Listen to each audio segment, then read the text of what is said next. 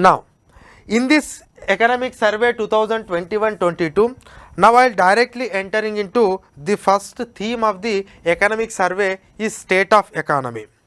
So, normally in the first chapter economic survey, the survey will try to present what is the position of the or what is the status of the Indian economy now.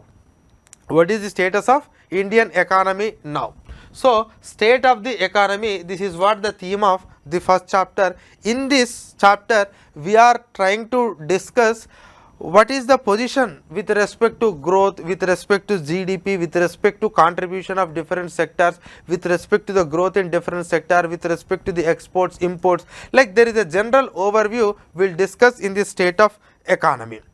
But before I entering into the state of economy, we must understand that last 2 years, that means 1 month of 2019-20 economic year, this leave that, but 2021 and 21-22, these last 2 years are difficult for the world economy. It's not only for Indian economy. Certainly you know the reason, it is a pandemic.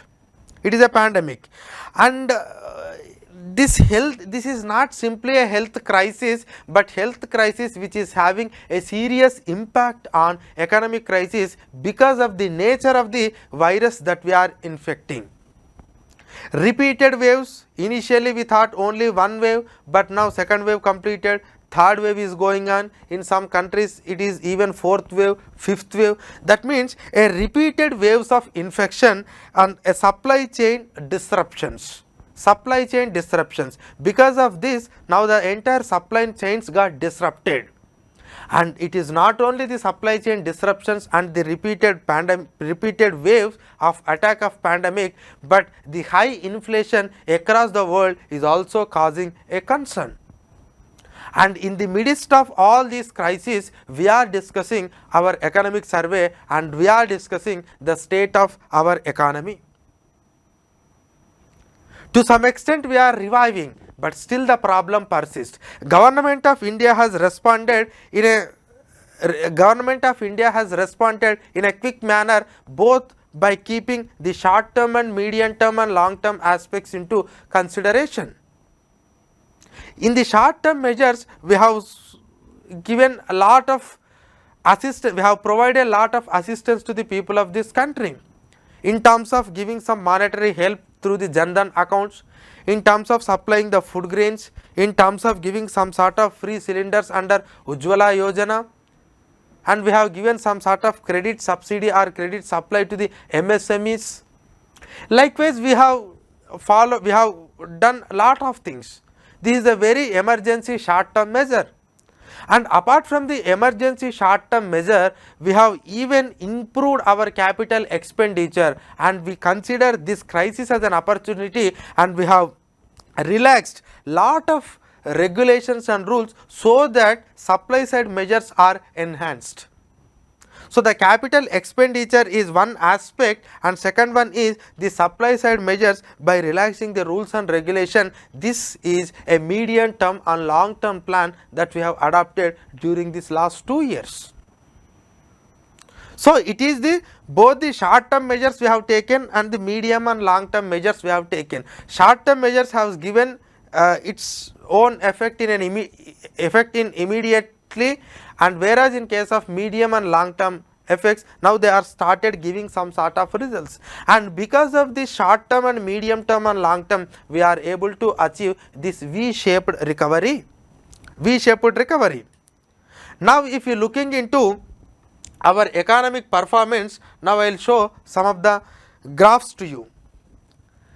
The gross domestic output at constant prices with a base year 2011-12, and you are all aware what is this 2011-12 and what is the concept of base year. But anyhow, now we are looking into the gross domestic output, that means GDP. If you are looking into 2019-20, 2021, 21-22, during the first lockdown phase, see the output. During the second wave, you can see the output. That means from first wave to second wave, we have improved a lot, because in this first lockdown, it was complete lockdown and there is no economic activity except in few sectors. That is the reason why the output has completely come down. But whereas when it comes to the second wave, to some extent we have learned the lessons and we are able to reduce this economic loss in the second wave. So that is our policies are helped. And if you see this graph itself shows that there is a V-shaped recovery. And even in the second wave, though there was a decline, but decline is only to a limited extent, but quickly we are able to again follow the path of growth. Follow the path of growth. And if you are looking into the GDP in absolute number, that too at constant prices, you can see in 2018, 19, 19, 20, 2021, 21, 22. See, these are the provisional estimates, they are the advanced estimates. This is the pre-pandemic level. Even 2019-20 is also a pre-pandemic level. In the 2021, there was a decline of minus 7.3%. Decline of minus 7.3%.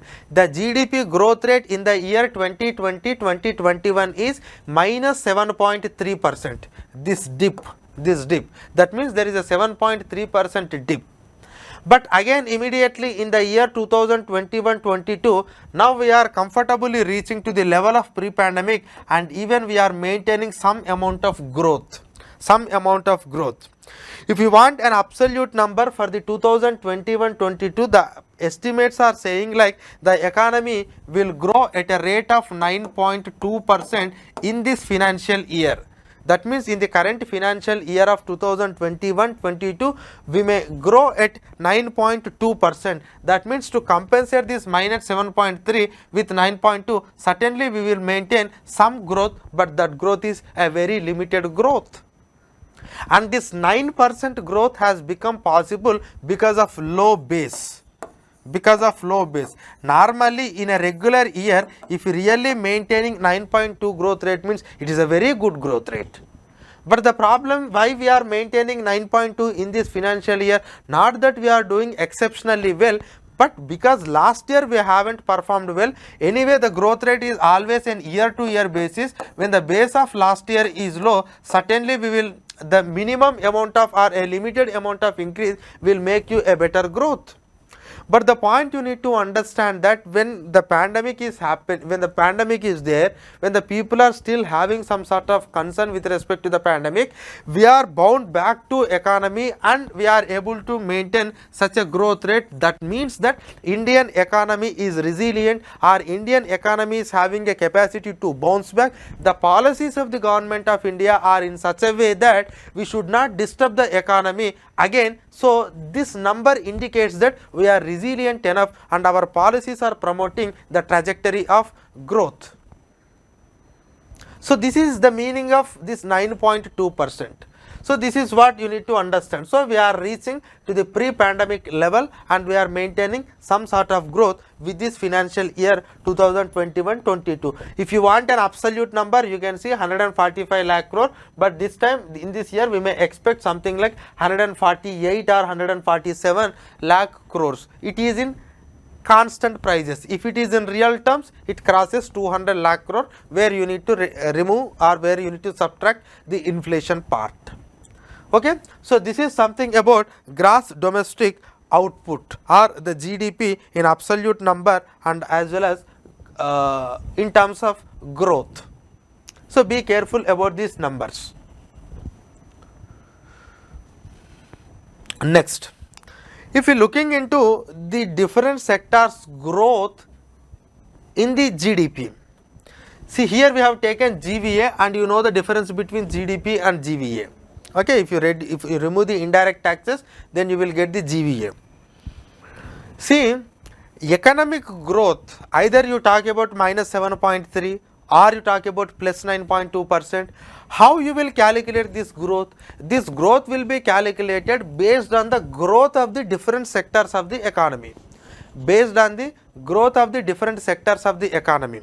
Now, if you looking into the present year, in this the growth rate numbers of agriculture sector and as well as industrial sector and as well as the services sector, we need to look and so that you can understand how overall growth will be calculated based on these sectors. See, in the year 2019-20, 2021, 21-22 recovery 19-20. That means this column shows that, so are we really reached to the 2019-20 distance, the 2019-20 number? Are we close to that number? Are we crossed that number? Are we lagging to that number? That means this table will show you that whether have we reached to the pre-pandemic level or not. Why this table is important means, certainly if you looking into the statements of some of the economists and opposition leaders, the government is saying that in this financial year we are growing at 9.2%, but is there any growth in that? Actually no, it's not a growth. Last year actually we have come down, but again now we are reaching to the 2019-20 level, and in the next year 2022 to 23, if at all we maintain any growth, that to a high amount of growth, that is considered as a growth, but in the current year growth cannot be considered as a growth. That is what their interpretation.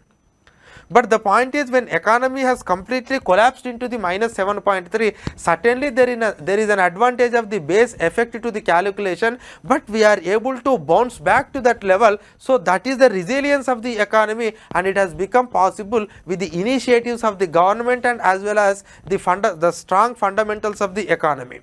So both the way you can argue, but anyhow, if you are looking into the agriculture and allied sectors, 4.3% growth. It is only about growth. It's not the contribution of the sector to the GDP. I'll come to that later. It is only the growth. That means agriculture has grown in the year 2019-20 4.3% year on year. That means compared to 2018-19, in the 19-20 it was grown at 4.3.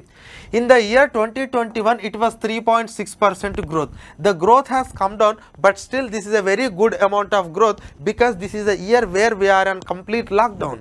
Entire economic activity has stalled, but in spite of that, in the rural area we have opened that, and governments have provided some sort of measures for the promotion of agriculture sector, and lot of people, there was a reverse migration happened, and lot of people went to rural area, and the people who lost the job and those who have the some sort of agricultural land, they have started cultivating, and some people has worked as an agricultural worker. But anyhow, because of that we are able to maintain some amount of growth in the agriculture sector. 3.6% growth is not something a less growth, it is a very good growth, and okay, it has possible because no other sector has performed, but lot of people again worked in agriculture. The relaxations of COVID-19 has not strictly applicable to the agriculture sector. Now, in the year 21-22, that means in the current year we may grow at 3.9%. If you are looking into the recovery, it will be 107.7. That means if it is 100, it reached to the 2019 level, but we are at 107, means we have reached the pre-pandemic level. That's what we need to understand. Industry. If you are looking into the industry, that industry includes, that means industry part includes mining and quarrying, manufacturing, and electricity, gas, water supply and other utility services. If you are looking into this mining and quarrying, in 2019-20 itself they haven't maintained a growth. They haven't maintained the growth. Manufacturing also there was a decline. Electricity there was a positive. But you see in the pandemic year,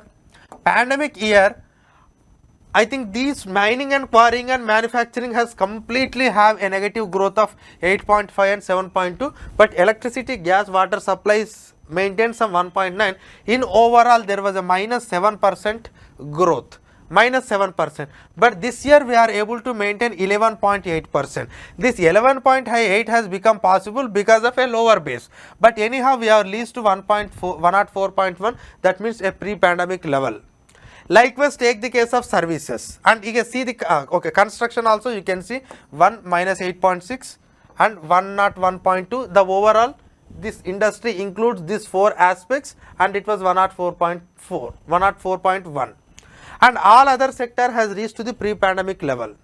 Now when it comes to the services sector, The moment when you see services, you know the component of services. The services includes hotel, trade, transport, communication, financial, real estate, professional, public administration, defense and other services. Normally public administration, defense and other services, yes, there was a 8.3 growth, but in the year 2020-21 there was minus 4.6 because of low revenue collections, but anyhow now this year we have bounced back to 10.7. See the financial, real estate, professional services, they have some setback in pandemic year, but again they have bounced back to 4%. If you are looking into the trade, hotel, transport, communication, these are contact intensive sectors, and in this contact intensive sector there was a minus 18% growth in the pandemic, but still we are not able to reach that level again, though there was a growth, but that growth is not to compensate the loss that occurred in the pandemic time. So that is the reason why still we need to reach to the pre-pandemic level as far as this trade, hotel, transport, communication and services related to the broadcasting aspect of services. But in overall services still we are not reached to the level of pre-pandemic because we are 99.2 only. 99.2 only. That means almost all the sectors are bounced back to the pre-pandemic level except this trade, hotel, transport, communication. So this is what the survey is giving. That means the government must give some sort of assistance to this contact intensive services sector. That is the reason why if you see the budget, in the budget finance minister has announced that this emergency credit guarantee line scheme that was announced to the MSMEs, finance minister has announced 50,000 crore extra budget, and that 50,000 crore will be used for this contact intensive hospitality and other tourism related sectors. That means the survey is showing like every sector is bounced back. This is the sector which has not yet, so you need to give some sort of push to that sector, and finance minister has accepted that advice and they have announced some extra money to that. So this is one, you need to understand what is the present state of economy. Different sectors. Next, if you are looking into the share of sectors in nominal GVA, it is not real GVA, it is nominal GVA. So again GDP will not be the same because GDP include taxation. In agriculture sector normally we do not tax, so definitely that portion will come down in case of GDP. But anyhow GVA is in a new methodology, normally we will take GVA for comparing the sectoral aspects. Okay. So anyway, agriculture and allied sectors, it is not simply agriculture and its allied sector is 18.4%, but during the pandemic I told you already the remaining sectors contribution has come down. That is the reason why though we have some limited production compared to the previous year, but the share has increased to 20.2, but again now it has come down to 18.8 because the other sectors of the economy has started performing well. Second one is industry, 26.7, 25.9, 28.2. 26.7, 25.9, 20, that means there was a reduction. Again, if you want the different sectors in the industry, you can looking into it like how mining, quarrying, manufacturing, construction. Okay, construction is 8% and in GVA. Manufacturing only 15.4. Don't confuse yourself that industry is same as that of manufacture. No, manufacture is different, industry is different. Industry includes the other aspects apart from manufacturing. Your manufacturing is only 15.4%. Okay. Next, when it comes to the services, see earlier it was 55%, but now it is 53 and 53.9 and 53. That means the services contribution has come down. Certainly it will go up once these contact intensive sectors or the contact sectors of services, if they perform well. If you see the major thing that happened in this only, 18 has come down to 16 and 16. Okay. So see, even though it looks like 1 or 2%, but it matters a lot because it is in nominal term. So what is the nominal GDP? Nominal GDP is around, in this financial year we may have maybe around 230 230 lakh crore, around 230 lakh crore. So 230 lakh crore means 1% is 23 lakh crore, 2% means 46 lakh crore. So you can understand, okay. So anyhow, so this is the share of different sectors in the GDP. So this is what the recent figures by the economic survey.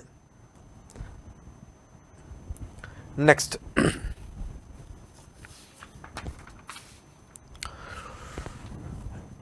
Industrial output, PMI, manufacturing, just to show that how we are performing well in 8 core sectors and as well as the IIP general index. Okay, index of industrial production and 8 core sectors. You know what are 8 core industries and what is IIP and all. Anyhow, during the first lockdown, there is a complete shutdown and there was a complete reduction in the production. But if you looking into the second wave, we have comfortably able to manage this loss. So in the second wave, the economic activity has not interrupted in such a manner how it was done in the first wave, but still we are maintaining, but still some sort of doldrums we are maintaining, but almost we are reached to the pre-pandemic level, almost, though some sort of fluctuations in month to month.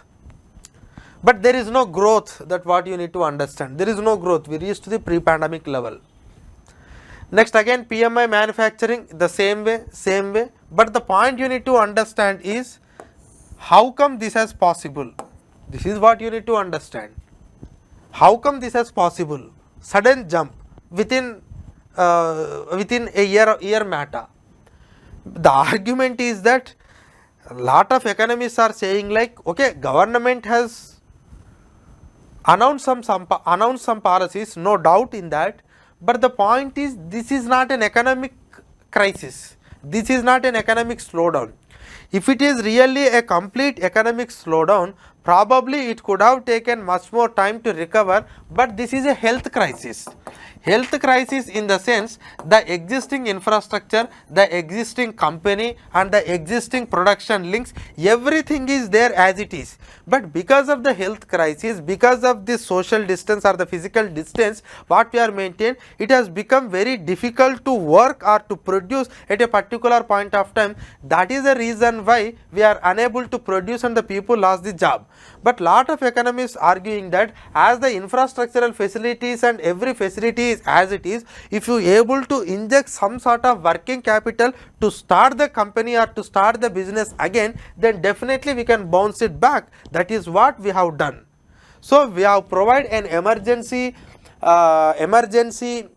financial assistance to the people in terms of cash, in terms of food grains, in terms of gas cylinder and other. But apart from that, we wanted to provide some sort of assistance to the industrial units, those who are in loss, so that they can quickly start their business and they can bounce back to the pre-pandemic level, and next year they are going to maintain some sort of growth. So that is the reason why you need both short term and long term. Simply if you go on giving the money to the people and if you don't provide any sort of assistance to the industries to revive or to increase their production or to expand their business, probably this could not have been happened. So you need both short term and long term and medium term measures. That is what we have adopted. That is the reason why we are able to bounce back to this position. That is what we need to understand. Next. Yeah. See, this is another important aspect. Normally, you know, the GDP is calculated in both the ways. Earlier, whatever the chart that I have shown, it is product method or GVA method. That means in GVA method, we will take the production from the 3 different sectors of primary, secondary and tertiary and will calculate. But there is another way of calculation of the GDP, that is the income method.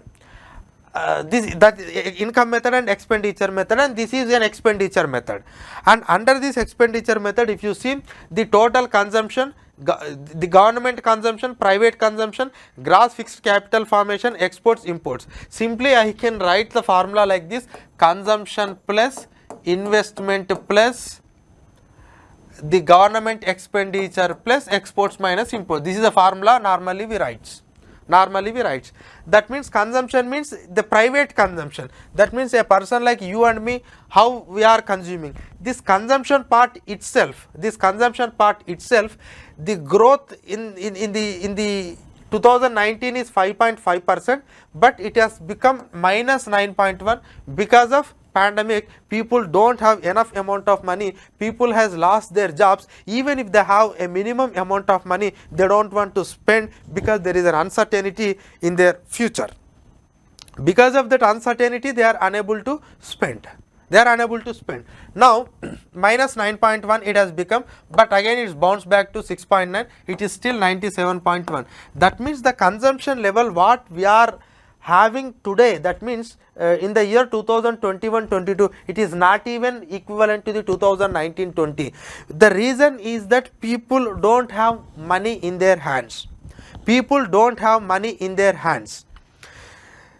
There is another aspect that even if the people are having some money in their hands, they don't want to spend because there is a uncertainty about the future and health aspects, because tomorrow if another wave comes, if you spend the entire money, it will be difficult for the survival or sustenance tomorrow.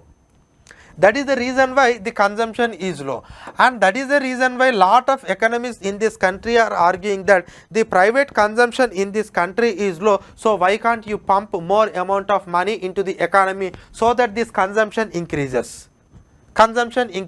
Because consumption has not led to that level. If you don't consume, then definitely there is no increase in GDP. See, there is no increase in GDP because you are calculating the private consumption as one aspect in the calculation of the GDP. If they don't consume, they don't produce, because that will have an impact on the production process. Next, and gross fixed capital formation. Yes, how much amount of capital formation that is happening in this country as a percentage of GDP, it has reduced, but again it has increased. Now we reached to a 2019 level. We can see the exports and imports. I think again we have bounced back to exports are increased. Along with the exports, imports are also increased. Imports are also increased. I will come to that reason why imports are also increased. Next, now I will show the percentage in nominal GDP. See, in this the private consumption, see, that means the consumption by the individuals in the year 2019 it contributed to the 60% of GDP, but in the pandemic time it has come down to 58.6. Now again we are maintaining 57.5. Whereas when it comes to the governmental consumption or governmental expenditure 11.2 in 2019-20, but if you see in 2021-22 it has bounced back by 1% because government wanted to spend more amount of money during the pandemic. So that is the reason why it has become 12. And take the case of net exports, that means net exports in the sense exports minus imports. That means the x what you write, that x has become minus x because exports minus imports. Now this exports, okay, 18.4, 18.7, 20.1 increased. Now imports 21, 19, 23. That means an import level has increased. Exports level is increased, but along with the exports, the import level has also increased. The reason for the increasing in imports is, first one is the domestic demand is increased. The reason for the export is earlier there was no production because of the pandemic, so we are unable to export it. But now the economy is bounced back. That is the reason why we are producing, we are exporting. The reason for the import is again the economy is bounced back, so we wanted to go with the normal production. That is why we are importing. What are all the things required for the production process? Second one is the domestic demand is increased. Second one is when it comes to the international commodity prices, the international commodity prices has increased. That is one of the reason why this imports has increased, because imports increased in the sense imports we don't take in terms of volume, we will take in terms of value. We will take in terms of value. So even if the value of a product increases, it shows that the total imports increases. Need not necessary that the volume should increase. So if the commodity prices increases, definitely it will have its own effect on imports. And one among the reason for the increase in the cost, the increase in price of the produce is there was an increase in container, there was a shortage in containers, there was a container shortage, because all these imports will happen through the containers through the ships. So containers, so there was a container shortage, and because of the container shortage, the cost of the freight has increased, and according to some estimate, the cost of the freight has increased to 300 to 350%. That means almost it has become tripled. Almost it has become tripled. Not that we are importing more, but the little import that what we are making, the cost of the price of that import has become costly. That is the reason why the imports has increased, that we have seen 23.1%. 1%. Okay. So private consumption, yeah. See, private consumption is still low, 57.5, 60.5. So when it comes to this private consumption, just I will spend some time on this. See, the private consumption is very important for the economy. If there is no demand in the economy, definitely there is no production in the economy. Certainly we need to improve the demand in the economy. Demand in the sense consumption. Demand in the sense consumption. But the point is, what is the way through which we can increase the consumption? What is the way through which we can increase the consumption? This is the first important point you need to know. The reason for increase in the methodology involved in the increase in consumption is, as some people are suggesting that why can't you give the money to the hands of the poor people so that they can consume. First. Second they are arguing, why can't you start some sort of projects like Maganrega or the Mahatma Gandhi National Rural Employment Guarantee Program, which will give some sort of money into the hands of the people so that they can spend. But the present government is not believing in both the ideas. To some extent, they wanted to provide some money to the MG Narega program, but this government is not strongly believing in this philosophy of giving money directly into the hands of the people. Because one aspect is that suppose I will give an example.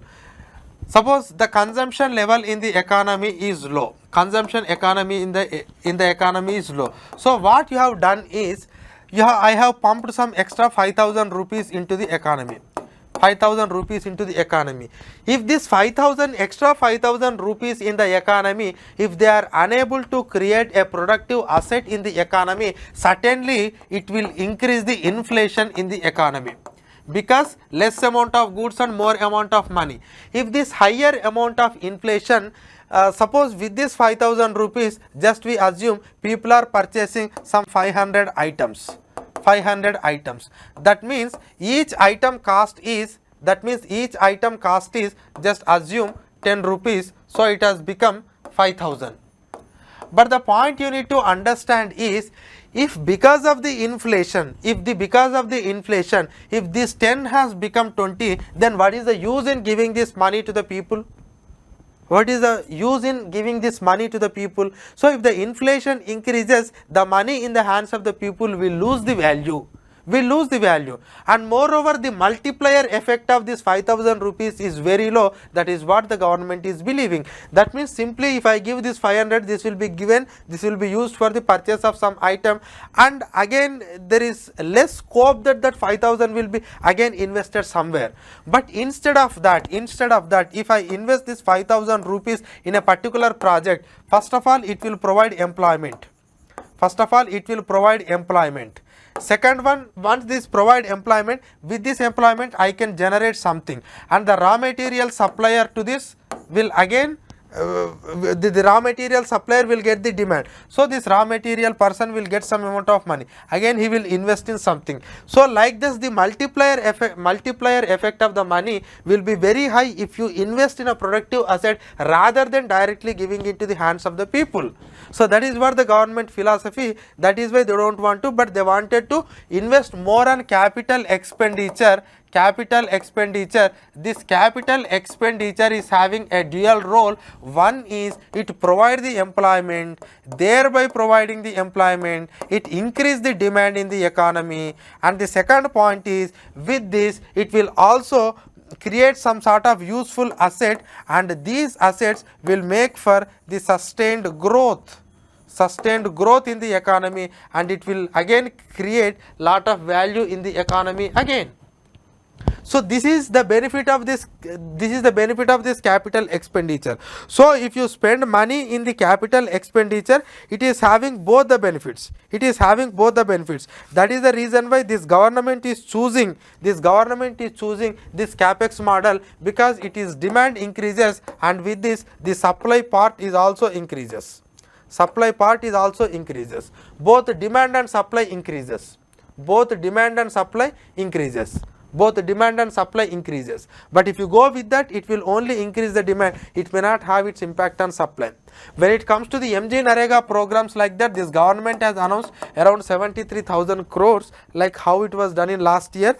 But again, MG Narega, yes, but the point is, in a critical time, certainly you need to pump some amount of money so that you can increase the demand in the economy. But when you are pumping the money, we have to be very careful, like it should not lead to this taper tantrum. So taper tantrum is something, I am going to discuss it again. When the economy is in crisis, we are, according to the Keynesian model, we are eager to pump more and more amount of money into the economy, but that pumping of more and more amount of money into the economy comes with its own cost. So that is the reason why we have to be very careful. So already the inflation is increasing, and wholesale price inflation has reached to the double digit. So we have to be very careful, and we have to use the money in a frugal way. That is what we need to. Otherwise, because our fiscal deficit is increasing, our interest burden is increasing, at this point of time, if you don't create and if you simply distribute, that itself lead to the inflation in the economy. There is no use in distributing. Moreover, you have to pay lot of things. Moreover, you have to pay lot of price to that. So that is what we need to understand. Okay. Next. Yeah. Now I will come to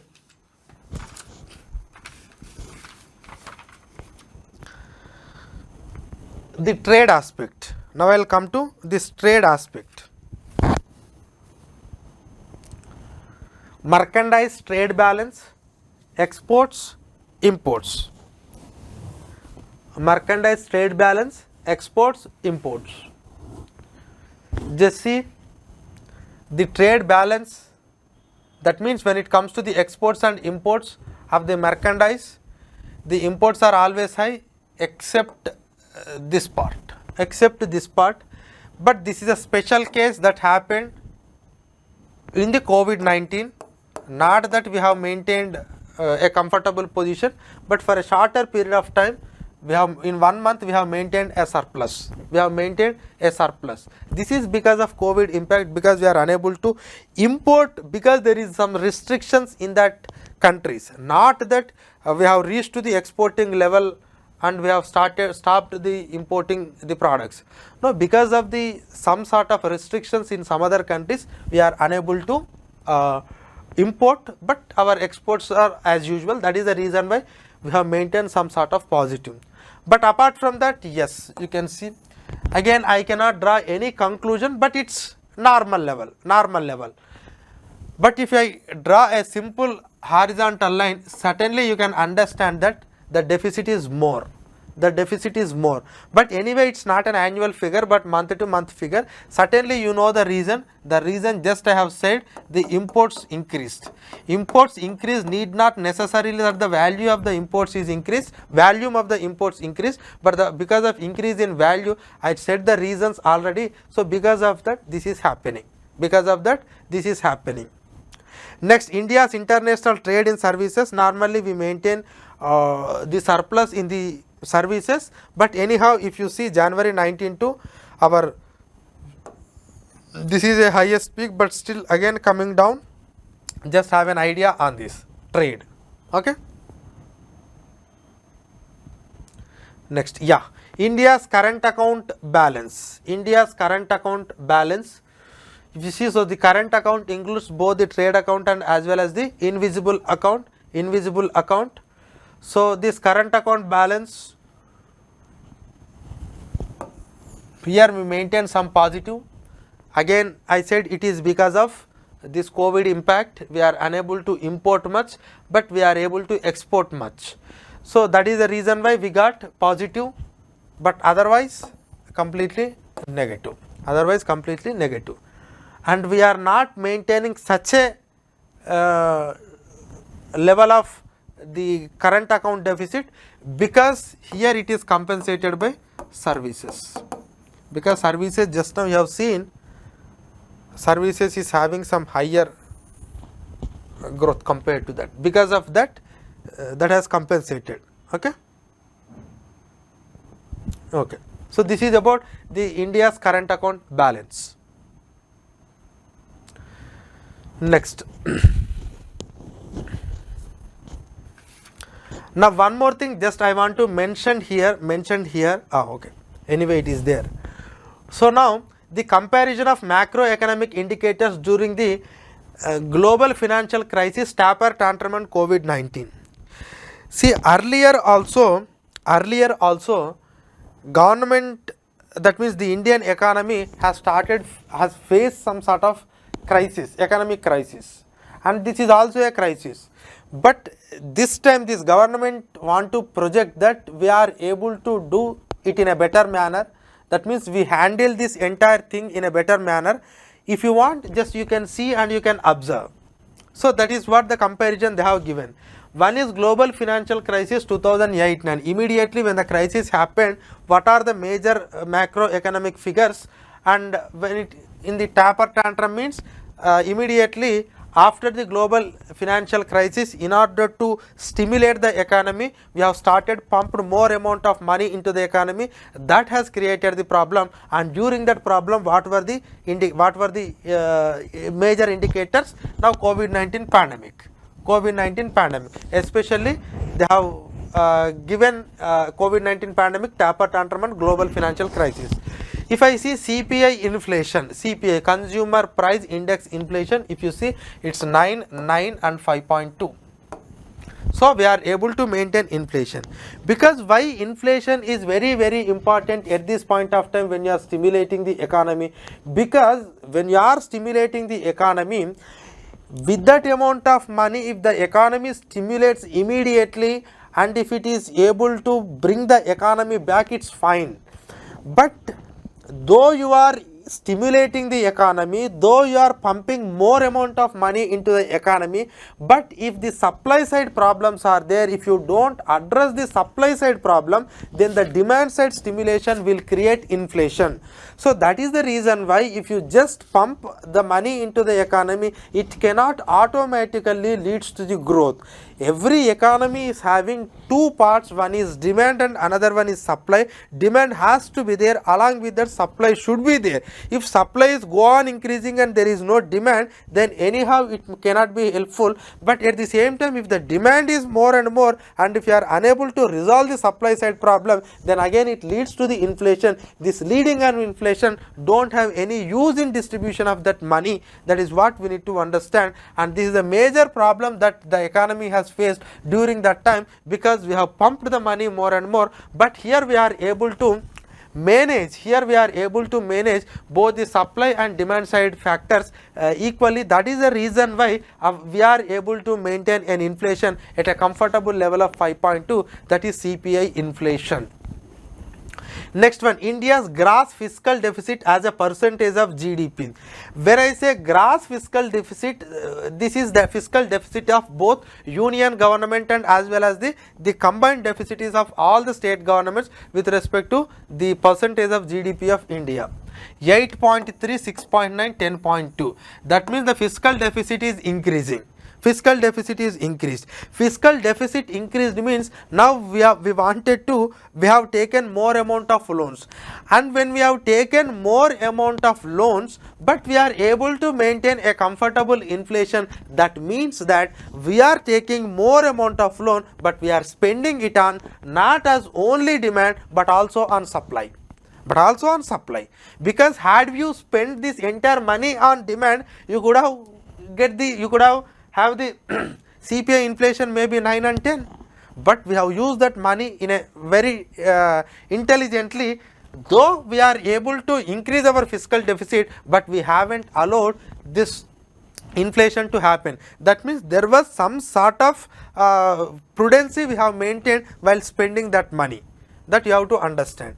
Next, fiscal deficit of Asia as a percentage of GDP. So this is not required now. Emerging economies, emerging and developed economies.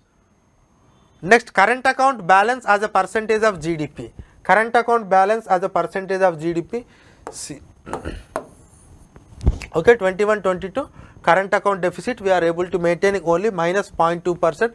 That means maybe we are increasing our exports, both invisibles and as well as the merchandise.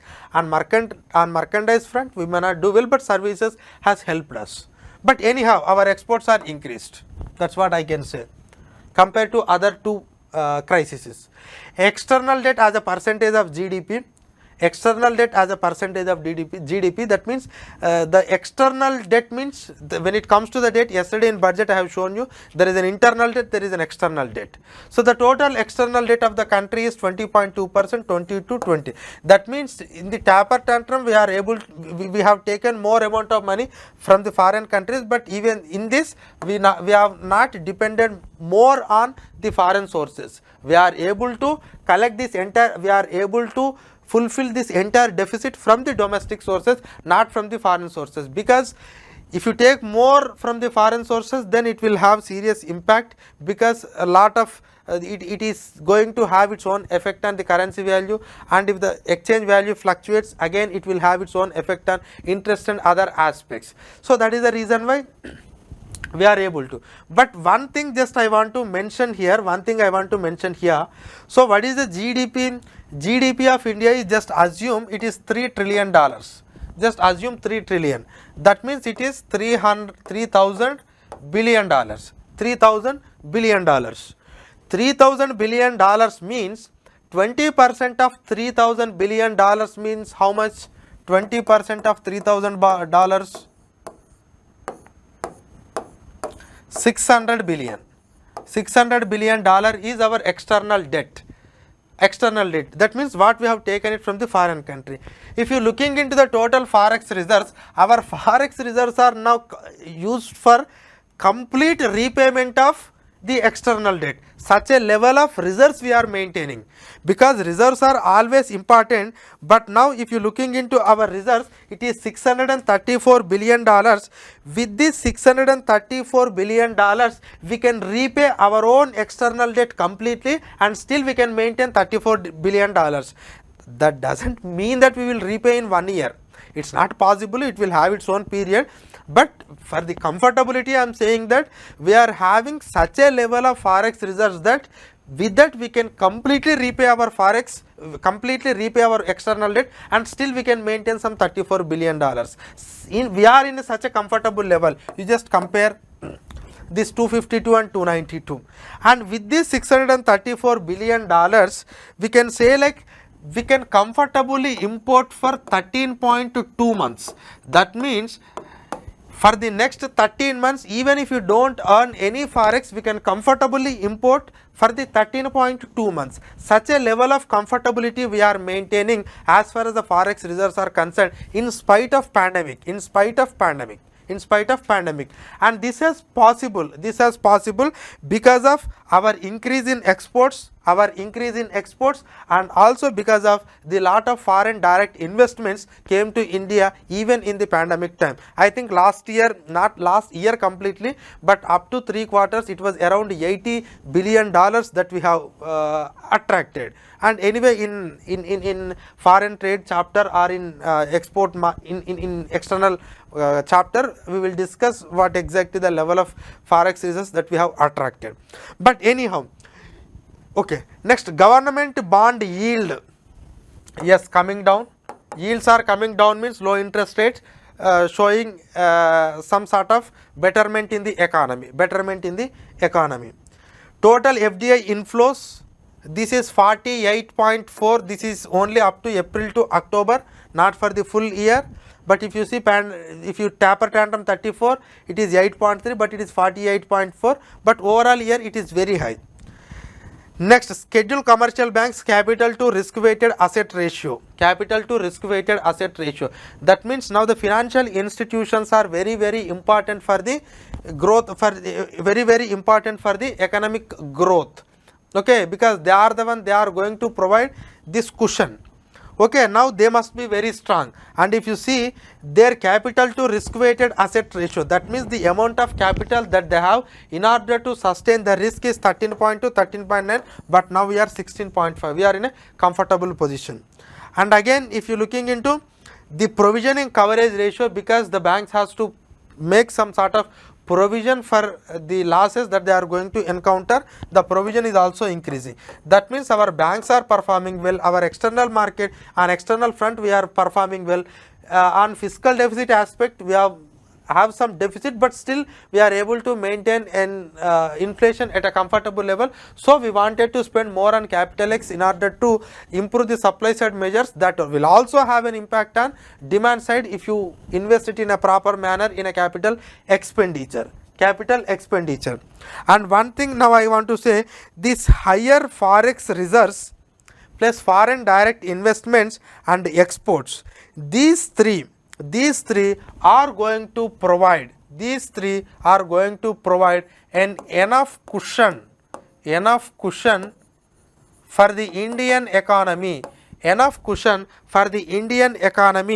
in the year 2020-23, even if some of the foreign countries are going to reverse their quantitative easing process, or even thus liquidative tampering in 2020-23. That means during the pandemic they have pumped more amount of money into the economy. Now the inflations may increase, that now we are out of danger. So now the government, now the reserve bank, now the central banks of the different countries, now they start taking liquidity from the market. That means now they are going to increase more and more amount of interest rates, and if that is happening, then lot of investments from the Indian economy, mostly foreign institutional investments, may flood away. And if foreign institutional investments suddenly taken off from the economy, it is going to have its own impact. But as we are maintaining a comfortable position in the forex reserves, and also our own the FDIs, and also our own our own forex reserves, and as well as exports and FDIs, we can sustain that risk. So we don't need to bother so much on external front, as we are maintaining a comfortable level of forex reserves. Next, now when it comes to the health of the banks, yes, this gross non-performing assets ratio, just I want to give a number as far as this gross non-performing assets are concerned. This gross non-performing assets, they are 7.5% in 2020, but they have become 6.9 in 2021. So they have reduced, both gross and as well as the net they have reduced. The gross has reduced from 7.5 to 6.9, the net has reduced from 6 to 2.2, and also the provisioning coverage, the capital to risk weighted asset ratio has increased from 15 to now we are at 16.54. So that you can draw this. Okay, so 7.5 to 6.9.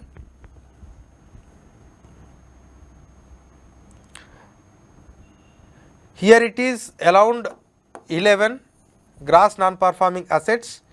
Later it has reduced to 9, later it has to reduce to 7, but now we are maintaining it in between 6 to 7, that is around 6.9. This is what I can say. So net non-performing assets is around 2.2. So this reduced, that means if the gross non-performing asset means non-performing asset plus structured assets. Net non-performing assets means gross non-performing assets minus the provisioning which we have made. But the reason for the reduction of this gross non-performing asset and net non-performing asset is it really the banks are doing exceptionally well? No, the reason is last year we have completely halted the operation of the insolvency and bankruptcy provisions, and also we have given some sort of relaxation in case of the calculation of this non-performing asset. Normally it is a 90-day period, but we wanted to provide some sort of relaxation because of this pandemic. So because of that relaxations, some of the loans given by the banks, they are unable to classify it as a non-performing assets, but they have restructured it. That is the reason why this has come down. But next year, once the entire thing comes to the normalcy, then it may go up. That is what some of the analysts are saying. But anyhow, this number has given. So this has become possible because of some sort of relaxations given in the banking norms. Next, one more important aspects that you need to understand from the budget is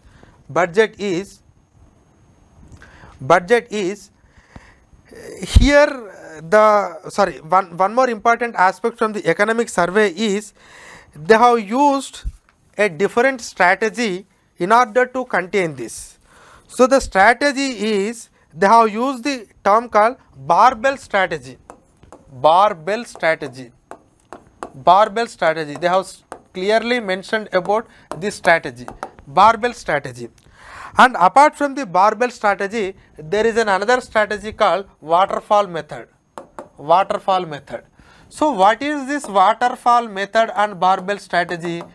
See, when it comes to the waterfall method, in this waterfall method, the methodology works on the premise that all the requirements can be understood at the beginning and therefore a pre-committed to certain path of action.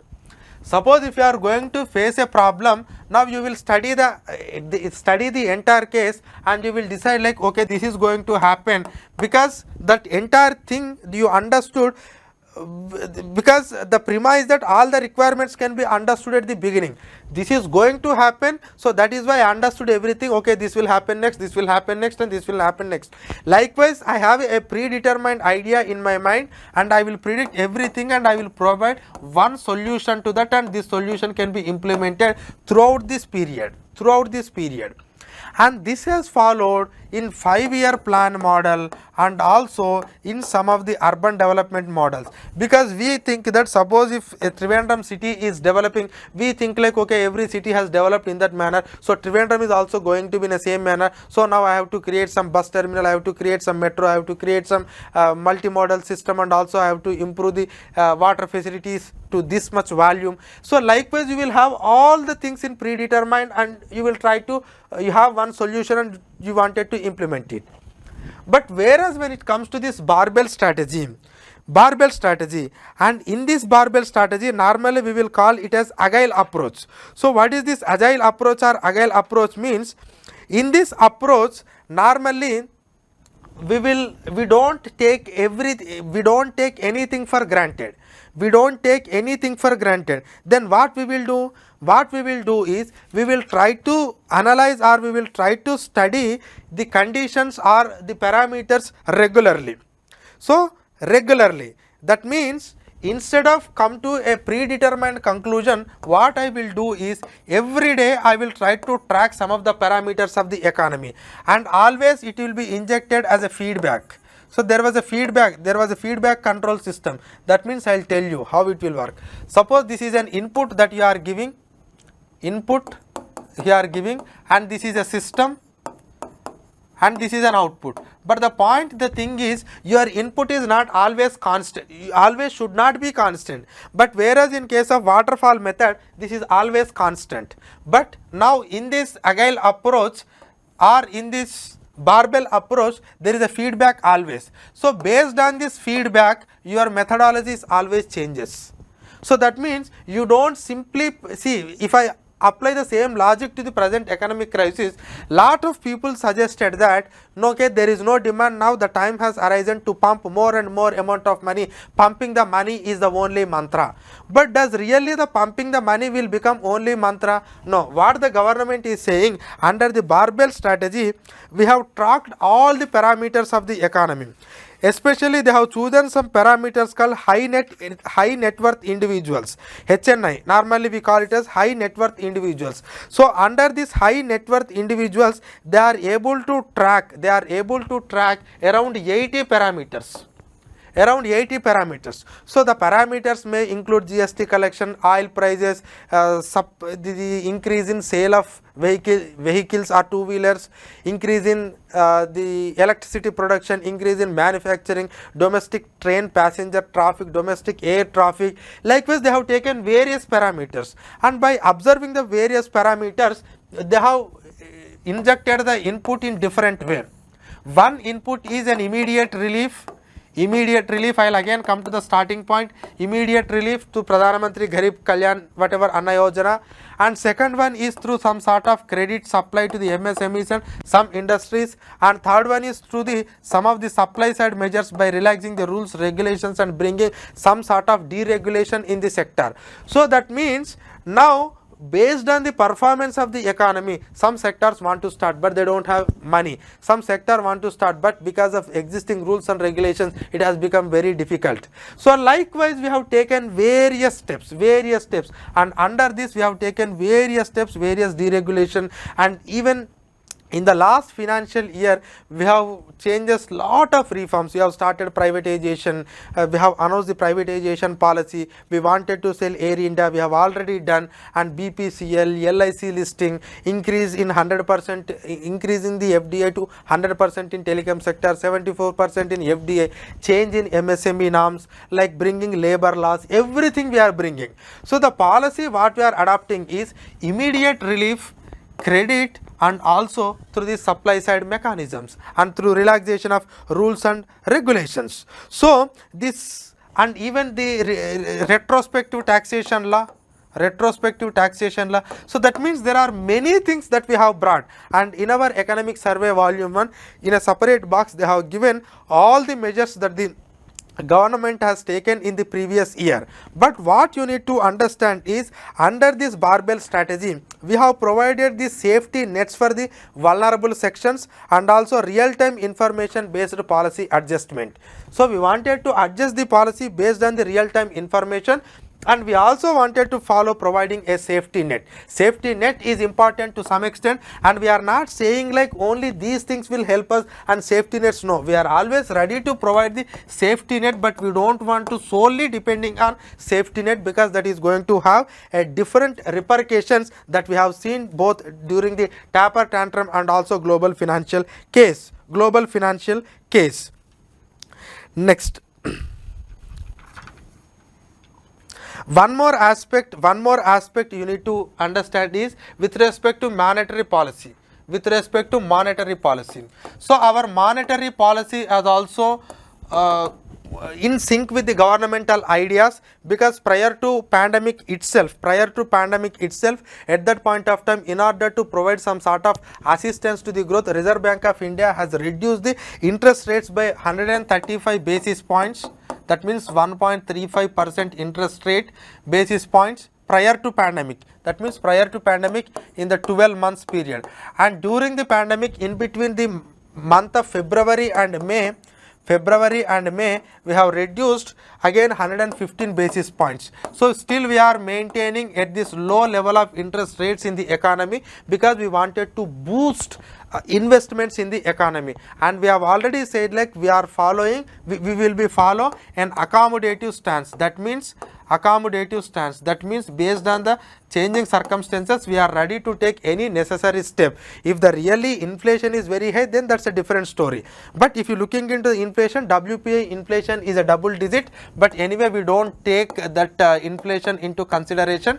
But anyhow, apart from that, our CPI inflation is, I think in the last 2021 December, it is around 5%, it is more than 5%, but still that was the comfortable level, because our comfortable level is 4 to 6%. Our 5.6% in the December 2021 was 5.6% comfortable level. So we are able to maintain that. So this is how our Reserve Bank of India is also supporting our policy. And the another important aspect that I want to mention is vaccination. See, vaccination is very important. And if at all I want to give the number of vaccination, 157 crore doses we have given. In this 157, 91 crore people have already taken one dose. 66% of the people, 66 crore people have taken 2 doses. This 66 crore already included in 91, total 157. Why I am mentioning this vaccination is, now the only mantra or the only solution to the pandemic is the vaccination. Only solution to this pandemic is vaccination. Now in this vaccination, if we able to vaccinate fully, then you can open our economy. And we are ramping our vaccination facilities so that we can open. So likewise, the government of India and along with the Reserve Bank of India has taken various steps, and because of these various steps, now our economy has bounced back. If you really looking into GST collection or even power consumption, mobility indicators, digital payment, cargo movement, e-way bills, anything you can understand. And the unique response that whatever the thing we have given to the economy, we haven't given a pre-committed response. There was a unique response. That unique response always followed through a feedback. This feedback is necessary. That what we call it as the barbell approach or a feedback approach. Now in last, just I want to conclude that now, okay, when your economy is doing such a way, then what is the projection for the next year? Normally Economic Survey will project the growth for the next year, that means 2020 to 23. So what is the projection that they are going to make next year? So the next year projection is, because there are lot of uncertainties still, but even in that uncertainties, we are able to maintain a growth rate of 8 to 8.5% in real terms.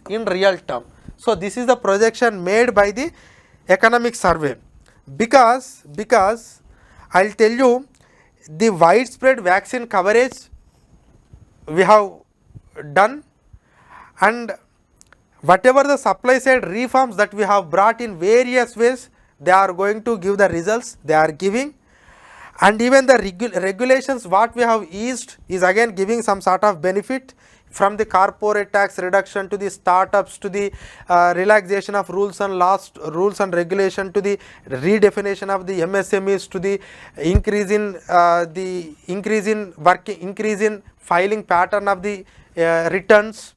So these are all the things that we have brought. And even availability of the fiscal space, availability is also increasing, because the tax collection has increased this year. So when tax collection is increased, definitely the government is going to have some sort of fiscal space.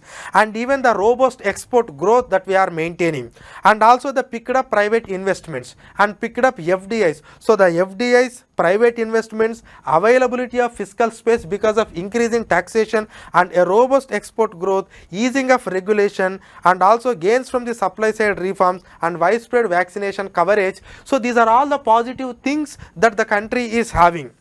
and again there is no further economic disruptions may not be happen, even though if we have the further waves also, there might not be such a level of disruption, and also the global liquidity withdrawal, they are going to withdraw it. We are conscious, we are having comfortable level of forex reserves, but that withdrawal may be orderly, they may do orderly, still we kept that point in our conscious. And oil prices maybe to some extent they relax this time, $70 to $75 that we are expecting, because we are expecting that the oil prices may come down to some extent, and global supply chain disruption may be steadily ease. The global supply chains may not be such a stringent now, because everywhere the economy has started bounced back. So because of these positive aspects kept in mind, we have projected this 8 to 8.5% of GDP, but this 8 to 8.5% of GDP is certainly less than the World Bank estimate, because World Bank has estimated 8.7% as a growth. World Bank has estimated 8.7, but our survey is too conservative to some extent, that we are going to maintain 8 to 8.5 in terms of real. But certainly the ADB has projected 7.5 and IMF has projected 7.5. So it is 7.1. This is IMF and this is ADB. That is IMF, this is ADB.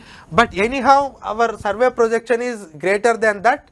But World Bank projections are something else, so we are conservative compared to that of World Bank. Anyhow, this is a real growth, we haven't included inflation in this. So this is the thing that you need to understand. The growth outlook for this year is 8 to 8.5%, and this has become possible because of the steps that the government has taken. Now you understood what are the steps that the government has taken and what is the position of the economy as far as the various parameters are concerned, and why the government is so concerning about capital expenditure and investment, and even why they wanted to promote more and more investment through schemes, some of the schemes like the PLI and other. In economic survey they have clearly given a table, in that they have clearly explained what are the supply side reforms that the country or that the government has taken. Just go through all those measures. So this is something about economic survey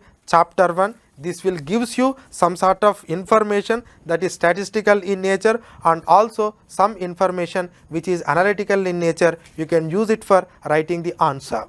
Okay, thank you. Amrita IAS Academy.